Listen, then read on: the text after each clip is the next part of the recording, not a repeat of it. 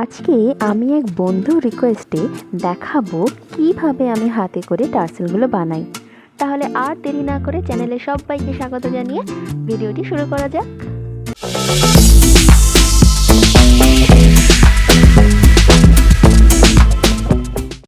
প্রথমেই বলে রাখি, টার্সেলটা বানানোর জন্য আমাদের একটু বেশি জায়গার প্রয়োজন।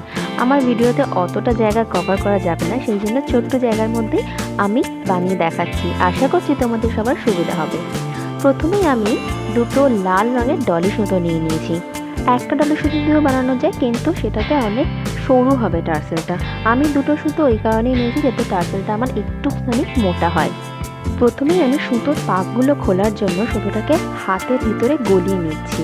আর সুতোর যে দুটো কাটা বা খোলা অংশ আছে সেই দুটোকে আমি একসাথে জুড়ে নিয়ে আস্তে আস্তে করে আমি একটা একটা করে পাকগুলোকে খুলে নিয়ে সুতোটাকে বের করে নিচ্ছি। তোমরা দেখো, খেয়াল রাখতে হবে সুতোটা যেন জট না পড়ে যায়।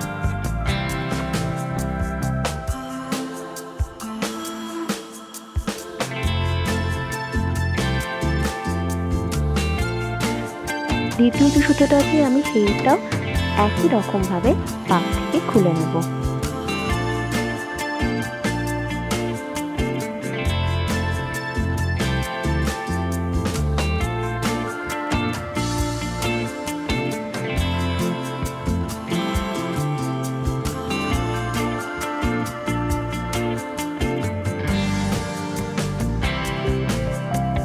সুতোগুলোকে একসাথে মোটামুটি 3টে থেকে 4টে ফোল্ড করে নিলে আমাদের টার্সেলের যে এক্স্যাক্ট মাপ 60 to 70 সেন্টিমিটার সেটা চলে আসবে। এবার একটু বোঝানোতে আসি। একটা দড়ি একটা ফোল্ড করলে দুটো দড়ি আসছে, সেই রকমই সেকেন্ড ফোল্ড করলে 4টে দড়ি এবং থার্ড ফোল্ড করলে আসবে 8টা দড়ি, আর ফোর্থ ফোল্ড করলে আসবে 16টা দড়ি। তো আমি যদি ফোর্থ ফোল্ডটাকে খুলে দিই, থার্ড ফোল্ডের যে এন্ডিং পয়েন্ট, যেটা আমাদের আংটার মতো দেখতে লাগছে, দেখো ইউ শেপে, সেই জায়গাটাকে আমি কোনো ভারী কিছুর সাথে আটকে দেব টান টান করে। এরপর খোলা যে পোর্শন দুটো আছে সেই দুটোকে আমি একসাথে করে হাতের তালুর মধ্যে নিয়ে নেব। দড়িটাকে আমি টান টান করে নিয়েছি। এরপরে দড়িটাকে আমি হাতের তালুর ওপর রেখে আর একটা হাতের তালু দিয়ে আস্তে করে ঘোরাচ্ছি। এইভাবে ঘোরাতে ঘোরাতে আমাদের দড়িটা পেঁচিয়ে যাচ্ছে। তোমরা দেখো, মোটামুটি 5 থেকে 6 বার এইভাবে ঘোরানোর পরে আমাদের দড়িটা ভালোভাবে পেঁচিয়ে যাবে।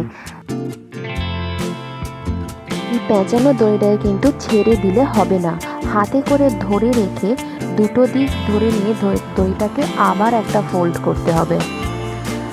আর ফোল্ডিংয়ে দেখো, আর ফোল্ডিংয়ের এন্ড পোর্শনটা থেকেও আমরা আস্তে করে ছেড়ে,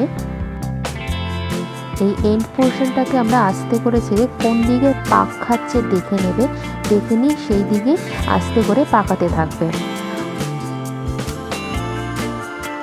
এই দেখো, এই দিকে পাক খাচ্ছে, দেখতে পাচ্ছ? এই দিকে পাক খাচ্ছে মানে আমার দড়িটাকে এই দিকে আরেকবার পাকাতে হবে, ছাড়লে কিন্তু হবে না, আমি আগেও বলেছিলাম।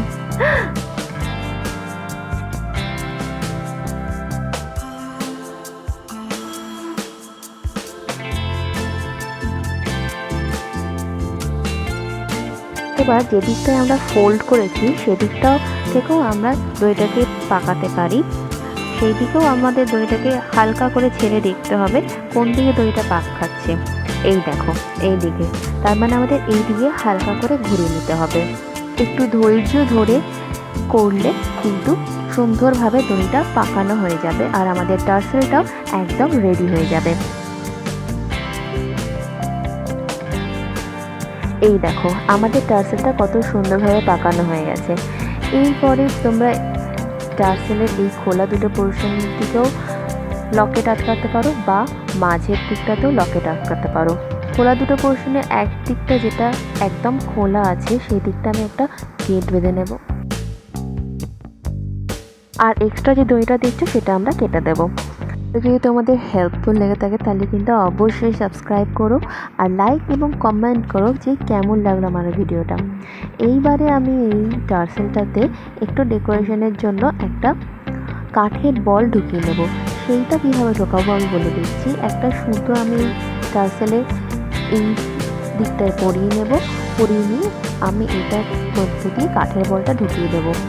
যেহেতু কাঠের বলের ছিদ্রটা ছোট, তাই শুধু আমি যে টার্সেলটা ঢোকাতে যেতাম তাহলে আমার কাঠের বলের ভেতর টার্সেলটা ঢুকতো না, সেই কারণে এইরকমভাবে ঢোকালাম।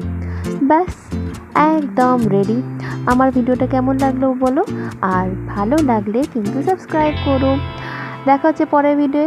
Till then take care and thank you.